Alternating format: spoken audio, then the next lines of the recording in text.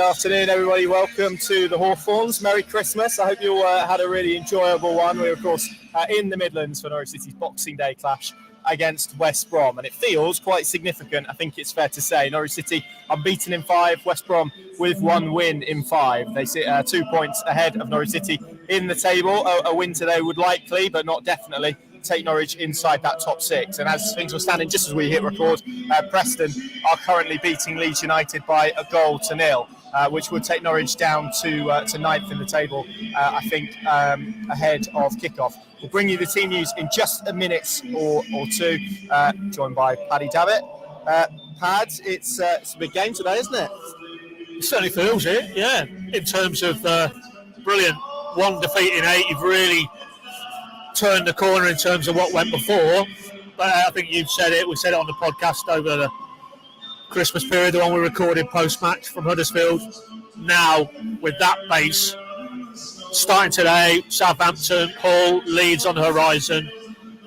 Real key games against teams who might be in and around them if they are really going to harbour any realistic ambitions to be in the conversation for the top 6. So, great, but go again now. This phase now, starting today, go again, continue in the same vein results-wise, develop the performances, and then who knows where we are come the end of Jan. Here we go, I think. We will bring you that team news when it drops in just a minute. It should drop any second now, and it does. So here is the Norwich City team. Dimi Yanulis misses out through injury, but Grant Hanley makes the bench for Norwich City. So they line up like this. Gunn in goal, Stacey, Duffy, McLean and McCallum as the back four. So the same back four that ended that game against Huddersfield on Saturday.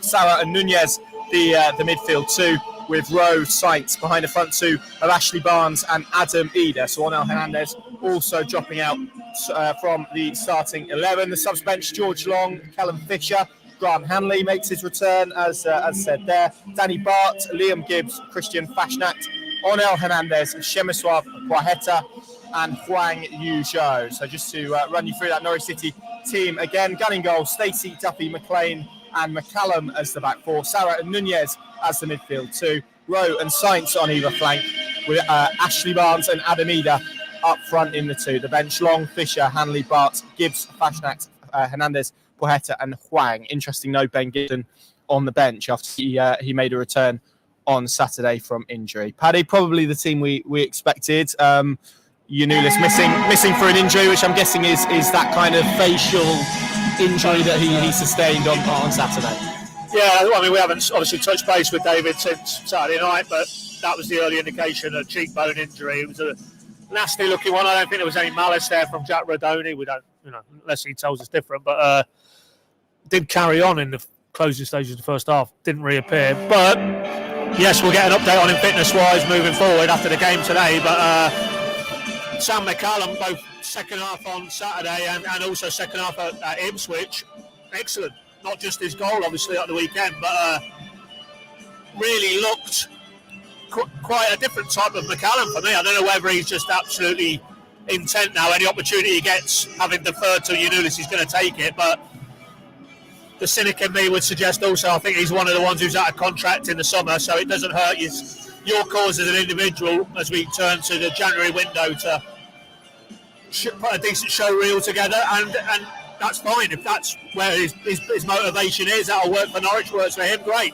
But I don't think that weakens Norwich for me, certainly not defensively. And in terms of attacking wise, I thought he was good again on Saturday in that area, which is where David said Dimi got the nod really. He felt against the Huddersfield low block.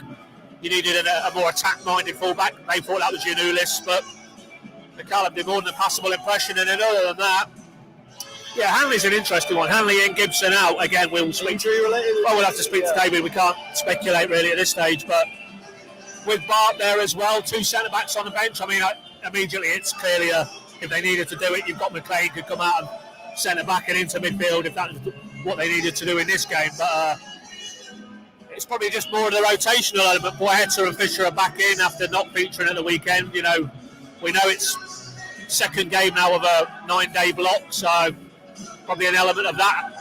But a lot of settled elements now, really. If you look through the defence, you look through the two in midfield, Sarah and Nunez, and even now Rowan Sainz with Eder or Barnes. You know, there's a settled element, which of course is what you're going to get when you want the beat in 8. And that's if you're David Wagner, all you want really is, irrespective of who's coming back, if the ones who are at the present doing the business on the pitch, go again, unless there's a fitness issue. So, yeah, I'm more than content with that 11, really, Connor. You? Yeah, agreed. I think that's, as things stand, probably the best 11 that they can field. Onel Hernandez dropping out. It does feel like a game potentially more suited to Adam Eder, particularly given we maybe anticipate Norwich to play a little bit more transitionally than perhaps they did against Huddersfield. West Brom will probably have to come on to them to an extent. That's going to leave space in behind. Feels like the type of game that Adam Eder can use his qualities. Yeah, and that's the point that David was making when we spoke to him after the game, specifically about this game, that with more options, you've got more ability to look at the opponent, look at the profile of the opponent, where they're strong, where they're weak, and then hopefully utilise the resource you've got to exploit that. And yeah, you're right. I think this will be a different approach, how West Brom will attack it today as opposed to how Huddersfield went to Carrow Road. And if that is the case, then yeah, in transition, I'd like to see Eder in there, because if you give him, as we've seen now in this run, and again, he was excellent second half when he came on.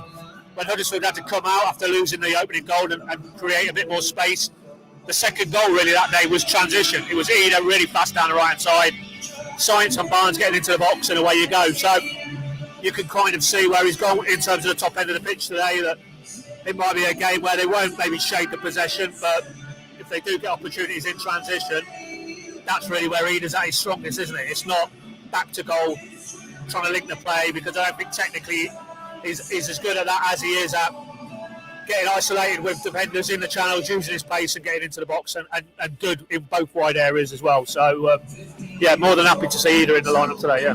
Yeah, agree. Let's bring you this West Brom 11. There it is on the screen, just like magic. Palmer in goal, Furlong, Bartley, Kidbray and Townsend. Yokusu and Mowat as the midfield two, with Diangana and Wallace with Swift behind Thomas Asante. I mean, Carlos Corberan...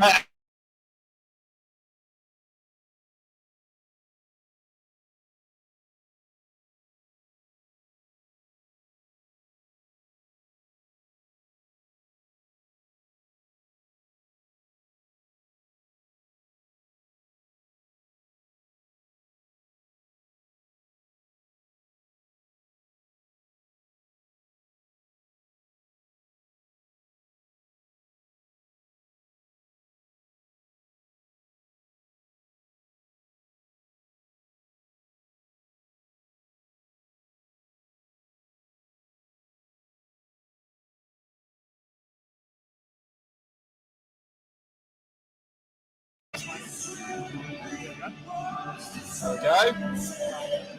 We're back. Magic. Sorry about that. A few technical difficulties.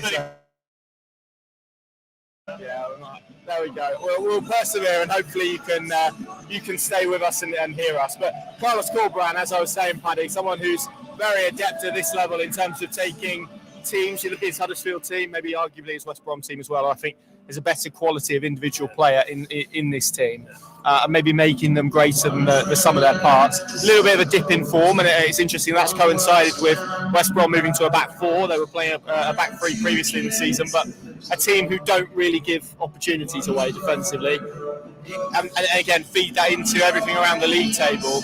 And this feels like, maybe barring Ipswich, certainly the toughest test that Norwich City have had for, well, maybe over the last 7 of those 8 games. Barring, again, you put Ipswich higher, you probably put West Brom second.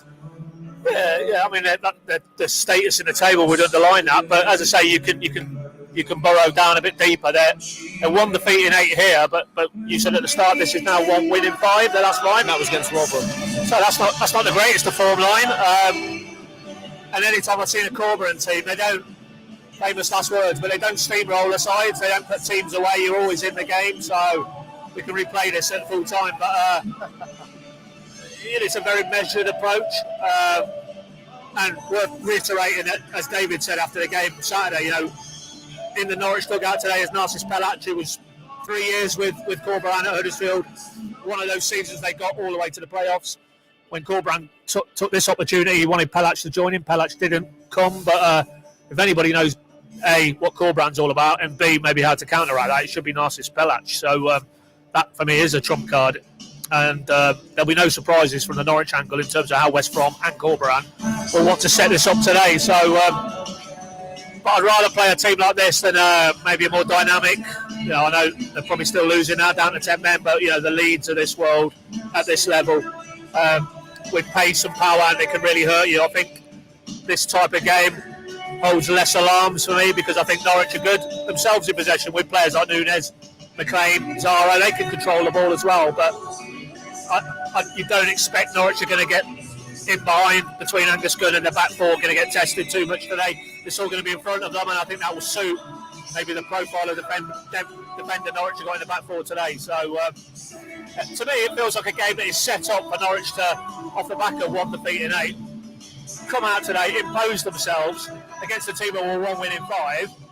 And I think there's something here for them today. Yeah, absolutely. How do you? Well, first and foremost, let us know your score predictions as well if you're watching along at home, being beautiful Norfolk or elsewhere. How do you see this game going, Paddy? Because I think we're probably in agreement. It feels like there's an opportunity for Norwich City to come away with at least 8 points, but potentially even 3 today. Yeah.